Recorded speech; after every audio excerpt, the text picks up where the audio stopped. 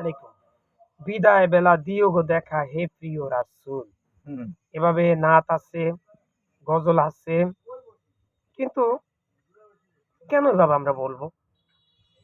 যেহেতু অনেকজনে এই গজল, নাত নিয়ে একতলাফ আছে, অনেকজনে অনেক মতানৈক্য করতেছেন যে মৃত্যুর সময় রাসূলকে দেখা দেওয়ার জন্য আমরা কেউ অনুরোধ করতে পারি না।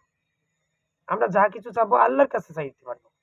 রাসূলের কাছে চাইবো না। রাসূল সাল্লাল্লাহু আলাইহি ওয়াসাল্লাম নিজে আল্লাহর কাছে চাইতেন। আমরাও চাবো আল্লাহর কাছে। তবে রাসূলের নামে আমরা দুরূদ পড়বো, রাসূলের জন্য দুরূদ পড়বো। রাসূলের জন্য আল্লাহ পাক দুরূদ পড়তেন, আমরাও দুরূদ পড়বো। কারণ কি প্রত্যেকটা নামাজই রাসূলের নামে দুরূদ পড়া হয়। এটা পড়তেই হবে বাধ্যতামূলক। আর যেহেতু আমরা রাসূলের উম্মত, আল্লাহর বান্দা, রাসূলের সম্মান মর্যাদা আমরা রাসূলকে সম্মানের স্থানে বসিয়ে রাখবো। তাকে কটূক্তি ও অপমান হয় এরকম কিছু করা যাবে না। কিন্তু তাই বলে রাসূলকে আল্লাহর সমকক্ষ করা যাবে না। এটাই শিরক, এটাই শিরিক। আর বেদাত থেকে আমরা মুক্ত থাকতে হবে। তাহলে বিদায় বেলা দিওগে দেখা হে প্রিয় রাসূল, এই জাতীয় বাক্যগুলো আমরা বলবো না। এই জাতীয় যত গজল আছে এগুলাকে আমরা বয়কট করবো। এগুলা যেন বাদ দেওয়া হয় এবং এগুলারে ইয়ে করতে হবে, সংশোধন করতে হবে।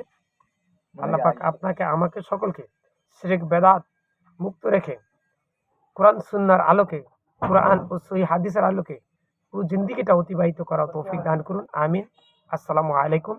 আর আমাদের মৃত্যুর সময় আমি সহ পৃথিবীর সকল মুসলিম উম্মার মৃত্যুর সময় মুখ দিয়ে যেন একটি বাক্য উচ্চারণ হয়, লা ইলাহা ইল্লাল্লাহ। এই লা ইলাহা ইল্লাল্লাহ না বলে আমরা কেউ যেন মৃত্যুবরণ না করি। আল্লাহ সেই তৌফিক আমাদেরকে দান করো, আমাকে দান করো, আমার মা বাবা, ভাই বোন, ছেলে মেয়ে, আত্মীয় স্বজন যারা আছে, পাড়া প্রতিবেশী তথা তামাম পৃথিবীর সকল মুসলিমকে এই তৌফিকটা দান করো।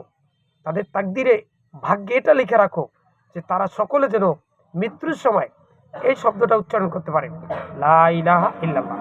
126 তরিকা, হাজার হাজার তরিকা মরিকা যেন সব ফেরকা বুরকা সব কিছু আমরা বয়কট করে বাদ দিয়ে শুধু কোরআন এবং সহিহ হাদিসের আলোকে আমি সহ তামাম পৃথিবী, পুরো পৃথিবী 57টা মুসলমান রাষ্ট্র 2025 সাল এসে প্রায় 300-350 কোটি মুসলমান সবাই যেন কোরআন এবং সহিহ হাদিসের আলোকে চলতে পারে সেই তৌফিক দান করো। আমিন। আসসালামু আলাইকুম।